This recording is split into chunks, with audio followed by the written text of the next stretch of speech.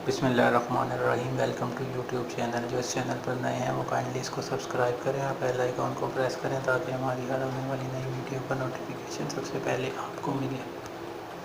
जी हाँ, आज की ताज़ा खबर। सरेआम प्रोग्राम के होस्ट इकरारुल हक की जान खतरे में है। उन्हें सदुआ किया जा रहा है, मार पिटाई की जा रही है और वो भी पुलिस की तरफ से।